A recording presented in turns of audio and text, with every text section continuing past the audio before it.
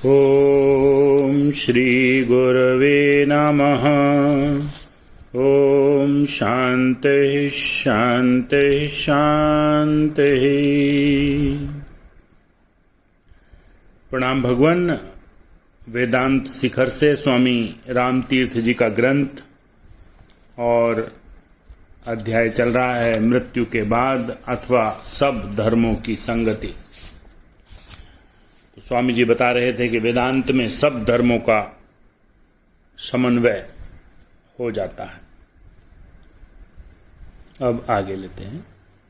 संसार में जितनी उन्नति हो रही है वह सब एक सौंदर्यपूर्ण रेखा के रूप में हो रही है। विश्व का सारा विकास और उन्नति एक तालाबंद रेखा में ही हो रही है। संसार के सारे आंदोलन और स्फुरण स्वरबद्ध है। उतार चढ़ाव, ऊंचे उठना, नीचे गिरना भी एक नियमबद्ध क्रम में हो रहा है। जैसे कि गणित विद्या से प्रकट होता है कि प्रत्येक अधिकतम के लिए एक न्यूनतम होना भी जरूरी है। अधिकतम और न्यूनतम बिंदु बारी बारी से हमारे सामने आते हैं। दिन और रात में भी हमारी गति तालबद्ध है। जब हमें चलना होता है तब पहले एक पैर उठाते हैं और फिर दूसरा। वर्ष की ऋतुएं निश्चित क्रम में एक दूसरी के बाद आती हैं। वही ऋतुएं बार बार होती हैं। इसे सामयिक गति या मौसम कहते हैं। इस संसार में सर्वत्र सामयिक गति है। नित्य तुम जागते हो और सोते हो, नित्य सोते हो और जागते हो। जिस प्रकार सोना और जागना ठीक क्रम पूर्वक एक दूसरे के बाद होता है, उसी प्रकार वेदांत के अनुसार जीवन और मरण, मरण और जीवन भी ठीक एक बंधे क्रम में एक दूसरे का अनुगमन करते हैं।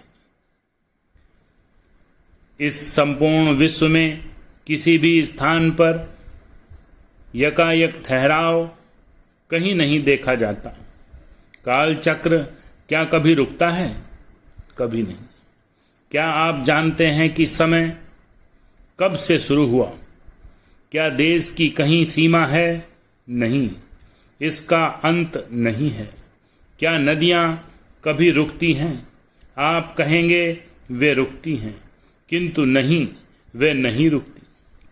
जो नदियां समुद्र में गिरती हैं वे भाप के रूप में ऊपर उठती हैं और फिर लौटकर पहाड़ों को जाती हैं और फिर बहकर समुद्र में पहुंचती हैं और समुद्र फिर लौटाकर पहाड़ों पर आ जाती हैं।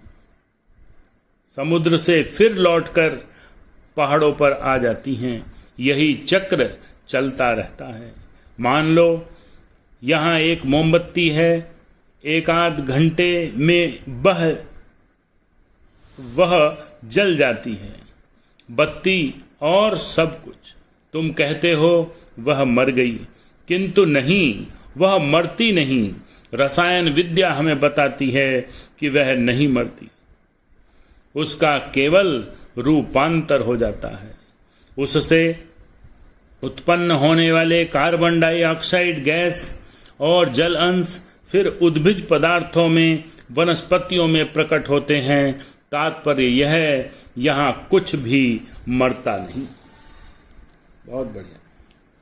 यहाँ कुछ भी मरता नहीं। दुनिया की सारी प्रगति एक चक्र में या गोलाकार होती है। देखो, तुम जिंदा हो फिर मरोगे। क्या मृत्यु के बाद की तुम्हारी दशा सदा वैसे ही बनी रहेगी? तुम्हें ऐसे कहने का कोई अधिकार नहीं। ऐसा कहना प्रकृति के नियमों के विरुद्ध है। यदि तुम कहते हो कि मृत्यु के बाद केवल अनंत नरक भोग है और जीवन बिल्कुल नहीं होता, तो तुम संसार का संचालन करने वाले अत्यंत कठोर नियमों की अवज्ञा शुरू कर देते हो। तुम्हें ऐसे बात कहने का कोई अधिकार नहीं। मरने के बाद मनुष्य को यदि परमेश्वर सदा के लिए नरक में डाल देता है तो परमेश्वर सचमुच बड़ा निर्दयी होगा। एक मनुष्य 70-80 साल की जिंदगी बिताकर मर जाता है, बेचारे को ठीक प्रकार की शिक्षा पाने का अवसर कभी नहीं मिलता। उसकी उन्नति के उचित उपाय उसके हाथ नहीं लगे। दीन माता पिता के घर में उसका जन्म हुआ और वे उसे शिक्षा नहीं दे सके, वे उसे किसी देव स्थान धर्म प्रदाय में नहीं ले जा सके। इस प्रकार वह बेचारा मर गया। इसे ईसा के रक्त से रंजित टिकट कभी प्राप्त नहीं हुआ। अब यह मनुष्य सदा के लिए नरक में डाल दिया जाएगा। यदि परमेश्वर ऐसा करे तो क्या वह अत्यंत प्रतिहिंसा परायण न कहा जाएगा? न्यायानुसार तुम्हें ऐसी बातें कहने का कोई अधिकार नहीं। वेदांत के अनुसार मर जाने के बाद मनुष्य सदा मुर्दा ही नहीं बना रहता, यह आवश्यक नहीं। मृत्यु के बाद जीवन है और जीवन के बाद मृत्यु। वास्तव में मृत्यु एक नाम मात्र है। मृत्यु का अर्थ है केवल रूपांतरित हो जाना, इससे अधिक वह कुछ नहीं। उसे बड़ा जुजू मानना बड़ी भारी भूल है। उसमें भीषणता या भयानकता कुछ भी नहीं। वह तो एक दशा का परिवर्तन मात्र है। ओम शांति शांति शांति।